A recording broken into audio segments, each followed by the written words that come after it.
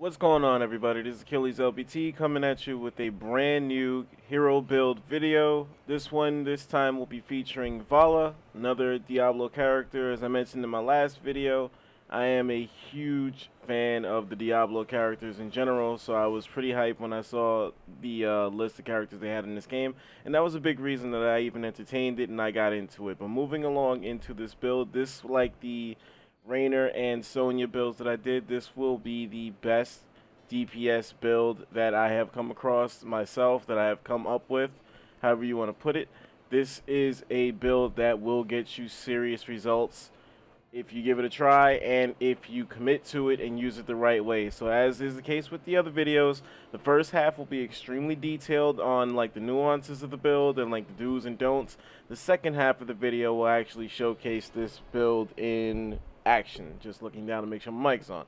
So real quick, I just want to get into her base abilities. We're going to start off with her Q, which is Hungering Arrow, which fires an arrow which seeks out and strikes multiple targets.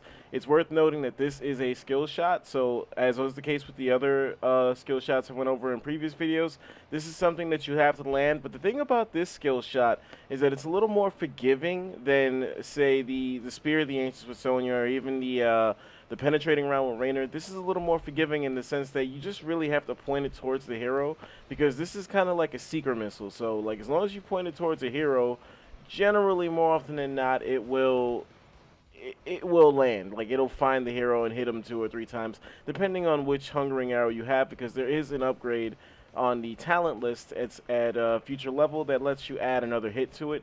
But the thing I will say about Hungering Arrow that you should keep being mindful of is that you don't want to use this unless you have clear line of sight with a hero, because this does not focus heroes over minions. This just focuses the nearest target, basically. So just be mindful of that. Like I said, it fires an arrow that deals 66 damage to the first target hit, and then seeks up to 2 additional enemies, dealing 33 damage, and can hit an enemy multiple times. So again, just be mindful when you're using this that it will just reach out for the nearest available target. It will not single out heroes over minions. Moving along to multi-shot, her W ability damages enemies in an area. This is a typical like AoE type of ability, or a cone, however you want to call it. This ability deals 60 damage to enemies within the target area. This is basically Valla's go-to move, not only for putting damage on multiple heroes at once, but this is basically her best laning tool that she has at her disposal. And it's got a really good, unlike Hungering Arrow, which has a 14-second cooldown, which is not the worst thing in the world, but it's also not sexy. An 8-second cooldown on multi-shot means you're going to be using this a little more than you think you're going to be using this. So this is a very good ability for Valla, and probably going to be the one you're using the most as far as like her 3 mains. Moving along to Vault, her E ability, which is dash to a location. This is basically her escapability move. Like this is the move that gets her out of trouble, because she is, as I've covered with the Rainer video and other videos, she is an assassin, so naturally she is a bit squishy. She is high damage, but to offset that, like typical assassins, she's easy to kill if you can land a few hits on her. So the E ability was made with that in mind. You dash out of the way, you're out of trouble, and there are other benefits to using this if you want to build through the talent list.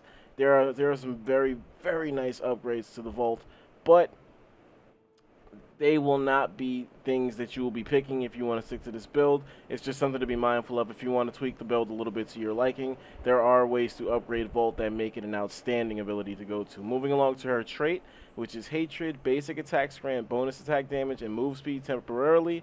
Now, there's a little bit of a trick to this trait, because they tell you the upsides to this in this description.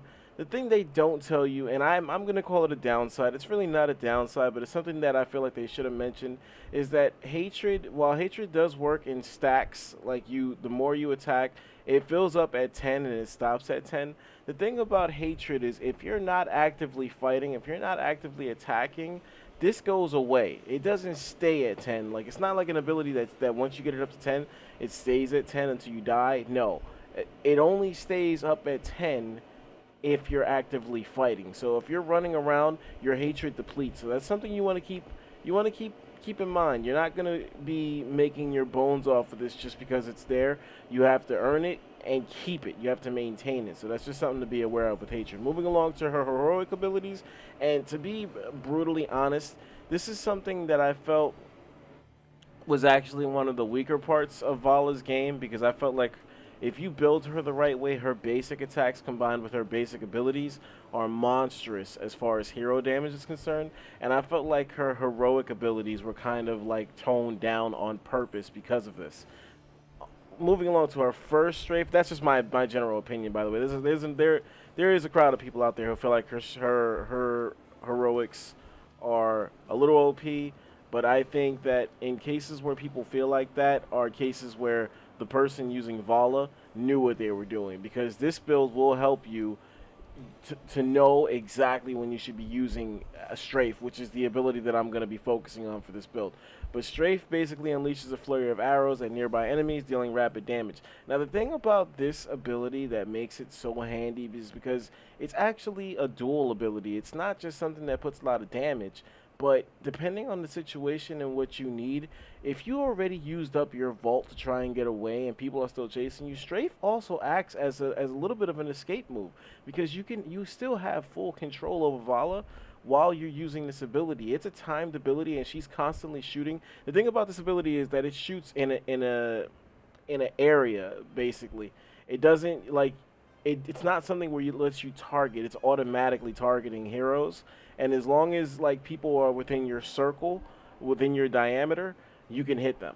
But you have full control over Valla while you're spinning, and while you're shooting, you still have full control over her. So it is a nice little way to try to like put some damage on people, put some shots on people while you're trying to get away. It's just something to keep in mind. And the 60-second cooldown is another major benefit of this, because late game, as I covered with Wrath of the Berserker, late game, if you die with Valla, you're going to be on a 60-second respawn. So chances are by the time you spawn back up, you're going to have this on deck ready to go. And this is a very, very, very good ability to use if you're in the middle of a team fight, or if you see that a few heroes, like 2 or 3 heroes, are already less than half their health down, and you still have teammates helping you out in a team fight. You definitely want to queue this up and like try to like, you know, veer towards the weakest person and just keep putting shots on people and hope your teammates keep helping you, because then that piles on the kills. You could rack up a double or triple kill fairly easily with this ability if you know when to use it and your teammates are doing a good job of putting damage on the targets as well.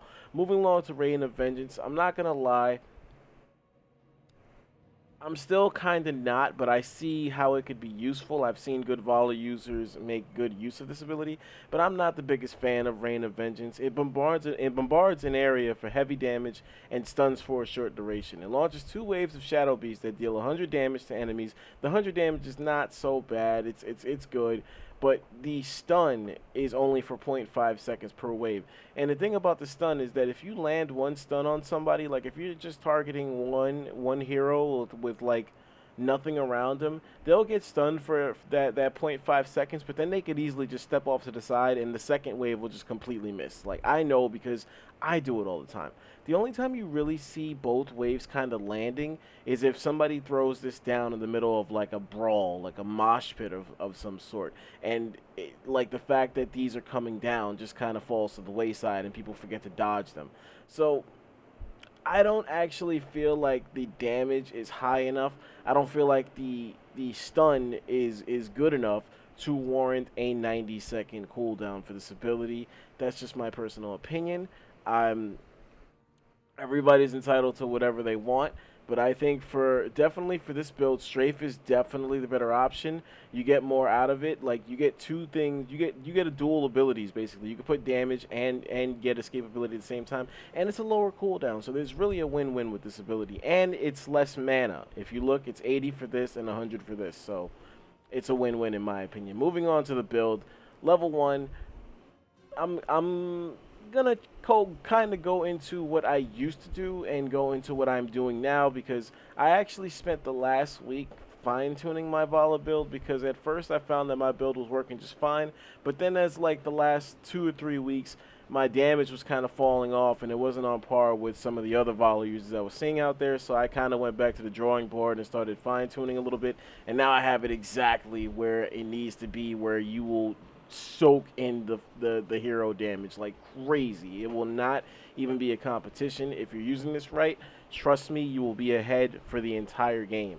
Moving into the build, what I used to use was Siphoning Arrow, because my old build used to be a combination of strengthening her basic attacks and giving her some good sustain abilities. And Hungering Arrow, I feel, is a very, very, very good ability to have to add on to your queue, and it does do a good job of giving you back health. As you see right there, it says gives you 50% of the damage dealt by Hungering Arrows returned as health to Valla. So I do think this is a good ability. Cost-effective materials, this is one of those abilities that seems good on paper, but it's really, really, really not necessary. I mean, Valla is one of those players that you kind of find yourself running out of mana at a noticeable rate, but this is really not something you want to blow a talent on just to kind of compensate from that, because this has, remember, Hungering Arrow has a pretty not sexy cooldown to it. So you're not going to be spamming this as much as, say, your W or even your Volt if you get in trouble. So you really don't want to blow a talent on this. Composite Arrows increases the range of multi-shot. Again, this, like I just said about cost effective, this is another one that looks really sexy on paper, but it's really not something that warrants you wasting a pick on this, because the range of the multi-shot is good on its own. You don't need to make it any longer.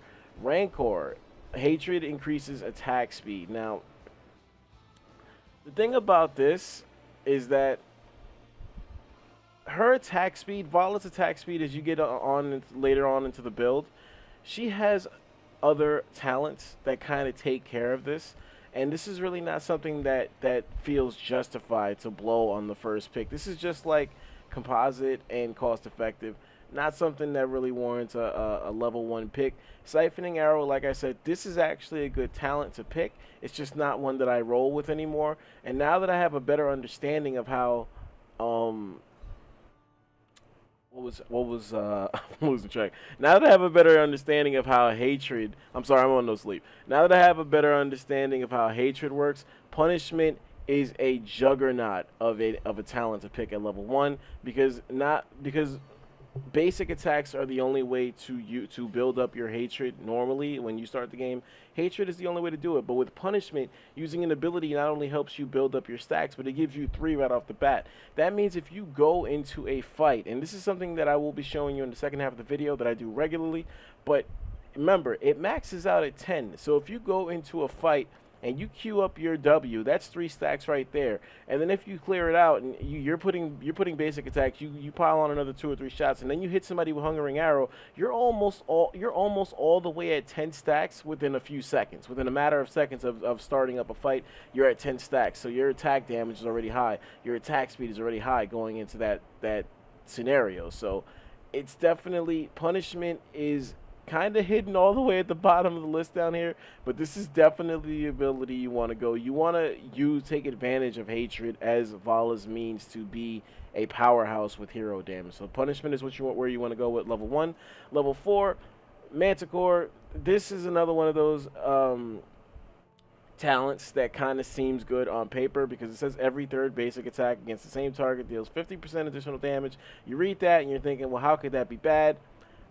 Honestly, I can't really explain how it could be bad. It's just the fact that for this build, I feel like you can't afford to have Valla like without some form of healing, and that's why with this talent, I go Vampiric Assault. Now, mind you, I'm gonna put this out there now because I know a lot of people are like a little lukewarm on Vampiric Assault, and I'm gonna say why. Because when it gets into team fight scenarios, this ability doesn't really keep you alive all that well when you get into mosh pit type of scenarios and stuff like that, and when heroes are putting like hardcore damage. But this is really not what that's meant. This is not meant to save you in team fights. This is meant to bring you back up to full speed in between the team fights. Like whenever the fights die down and you start you start laning and you start soaking XP, this is where this ability makes its bones, because it gets you back to full health and ready for your next team fight. And the beauty of this is, if you're only using your basic attacks,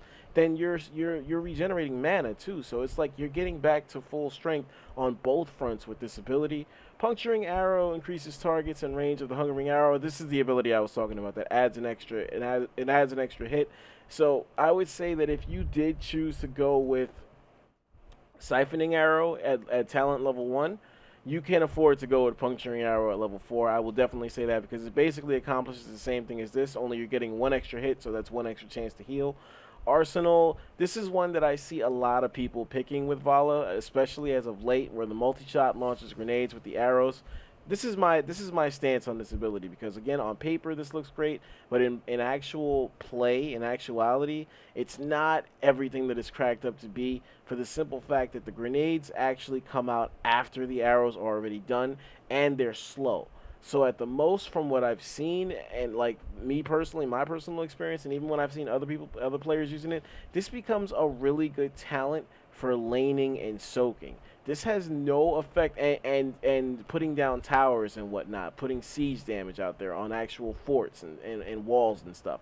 On heroes, this has no bearing whatsoever. You will not be hitting heroes all that much with the grenade as part of this. You will be hitting them with your arrows, of course, but the grenades really not going to affect heroes all that much. So with that, like I said, going back to my pick, I would definitely say level 4, you want to go Vampiric Assault. Moving on to level 7.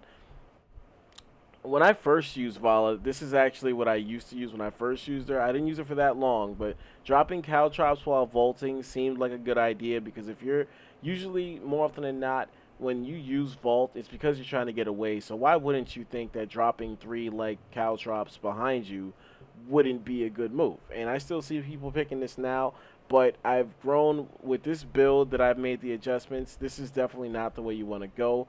What I started using for weeks on end was Repeating Arrow, because the vault refreshes your Hungering Arrow. So what I used to do was use my Q to put some damage on a hero, and then intentionally vault closer to them while they were trying to run away, and launch another Hungering Arrow right away. Mind you, that used to be paired up. I used to have it paired up with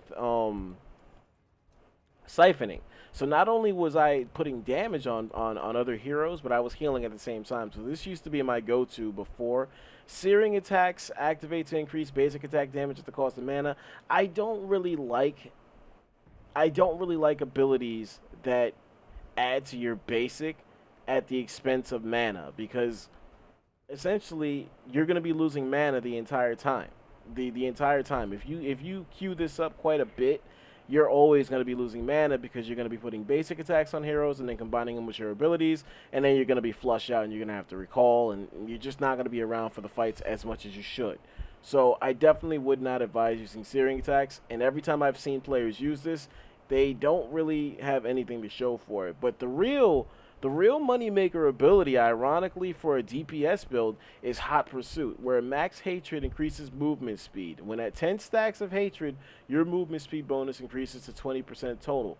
Remember, mind you, this is where your first pick comes in huge, because using 2 or 3 abilities, or actually using 2 abilities, both of your abilities, your Q and your W, with some basic attacks thrown in the mix, you're going to be at max level in no time. You're going to be at 10 stacks in no time, and you're going to see a little red blinking circle underneath your character as an indicator that you're at max stacks. And the thing that's crazy about this ability is that it's called Hot Pursuit. Like they're trying to say that, well, if you want to chase down your targets, you can.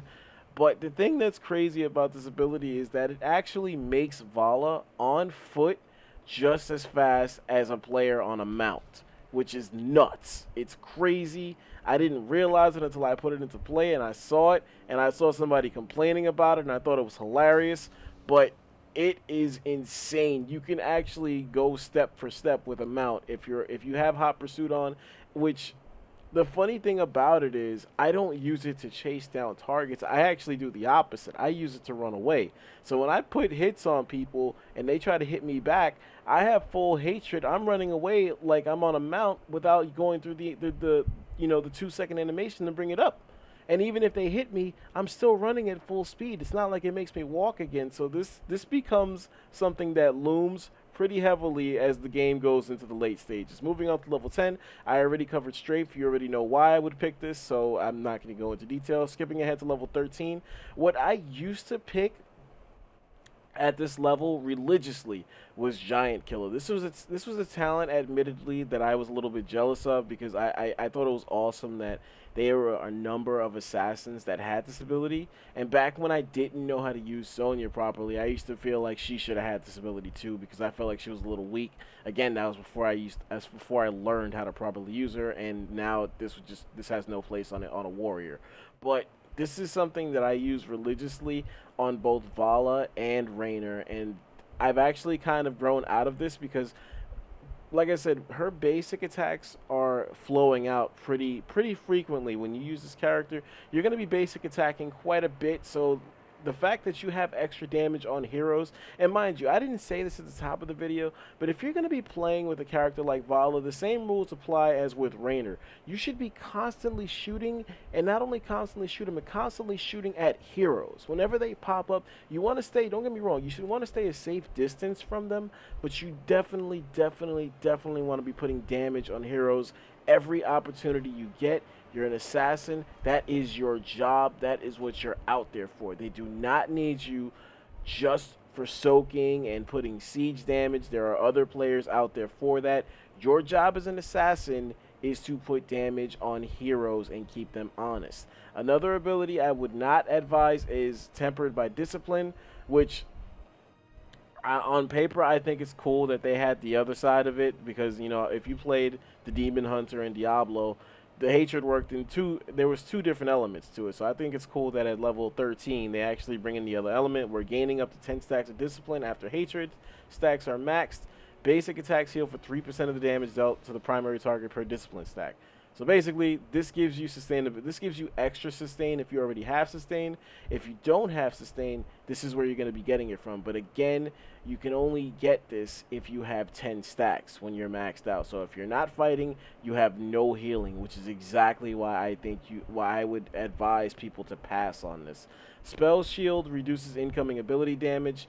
Again, this is, I forget which, I pretty much covered this with Sonya, where if you're using a character who's not supposed to be defensive, who is not a tank, do not try to bother turning them into a tank. Let them stick to what they do well and just make it go better. Now, mind you, I started this talent by saying that I picked this religiously, so you would wonder why I would actually stop picking something that adds obvious damage to heroes. And I'm going to get into why this is not hypocritical, because if you see my old videos and you see the next talent that I'm going to pick after this, I'm going to seem like a hypocrite because I said that the next ability, I didn't like it because you have no control over it, but that's where I'm not going to be hypocritical. So yes, at level 13, you want to pass at the obvious damage boost by getting Giant Killer, and instead you want to get Frost Shot to slow your enemies. Now, the reason why you want to pick this is because at level 16, you get your damage boost right back with Executioner. And again, I know on the Raynor video, I said that this was an ability that I never like to pick because you have no control over whether an opponent is going to be slowed or stunned or rooted or anything like that. But that's not the case with Valla, because essentially if you add Frost Shot, all you have to do is use your W to slow people down, and then basic attacks deal 40% more damage right off the bat. So you could imagine if you hit somebody with your W and then you vault closer just to make sure you hit them a little more, you're getting massive amounts of damage on these characters. So Executioner on Valla actually is an extremely good pick at level 16, and it's definitely the way you want to go. The original talent I used to pick was Tumble, which gave you 2 charges of vault, because I felt like having another vault was tremendous for your escapability, and the reason I don't need it anymore with this build is because at level 7 we're going Hot Pursuit, so there's no need for 2 vaults anymore, because you're going to be at 10 stacks more often than you think, which means you're going to be at full speed more often than you think, which means you're going to be able to run away anytime you want, essentially. So you don't have to worry about that. Stone Skin, again, she's not a tank. Don't turn her into a tank. Moving along to level 20, I'm not a firm believer, really. If you pay attention to my build videos, as far as like the ones I've already done, or even the ones that I have yet to do, you're gonna find a common theme at level 20 that I don't generally like upgrading your heroic abilities. I don't believe in it, so it's not something that I choose to do. Strafe also fires penetrating bolts on a line for 8 damage every 0.25 seconds. Sounds good on paper, but honestly, the ability doesn't need it. Again, as I mentioned before, if you use this at the right time, you're going to be getting those kills regardless. There's no need to waste a talent trying to soup it up a little bit more. Storm of Vengeance turns the 2-stun move into a 4-stun move. And if you remember what I said before, after somebody gets stunned once, there's a little bit of a break in between the stuns, so the heroes have more than enough time to get out of the way. It happens when you have 2 stuns. There's no reason to think that it won't still happen when you have 4 stuns. It just means that you have even more beasts that are not going to be stunning shit. So do not pick this ability.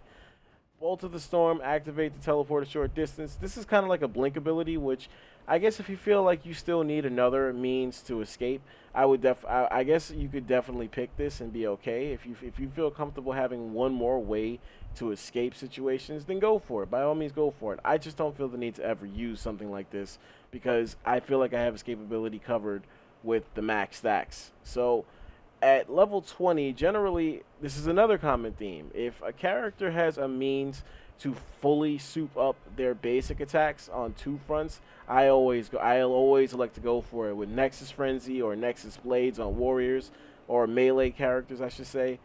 This is definitely the way you want to go. It increases your attack speed and range. So you pair Nexus Frenzy with everything else that I'd said about the build before, and you're just going to be like pouring on the hero damage. And again, just yesterday actually, in a Hero League match, no less, we basically steamrolled the team from start to finish, and I ended up finishing with over 100,000 hero damage by myself, and the next highest was like 40,000.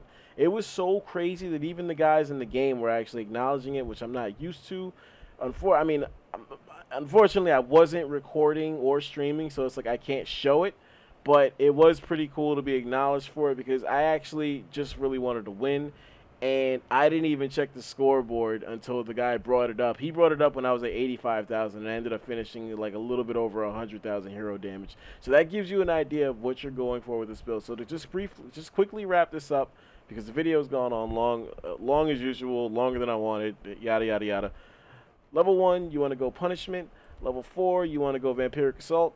Level 7, you want to go Hot Pursuit. Level 10, you want to go Strafe. Level 13, you want to go Frost Shot. Level 16, you want to go Executioner. And finally, to cap off the build, at level 20, you want to go Nexus Frenzy. Hopefully, you enjoyed the first half of this video. Hopefully, I will see you in the second half of this video where I will actually show this at work. As always, this is Achilles LBT. That's Achilles with a Z. Remember it.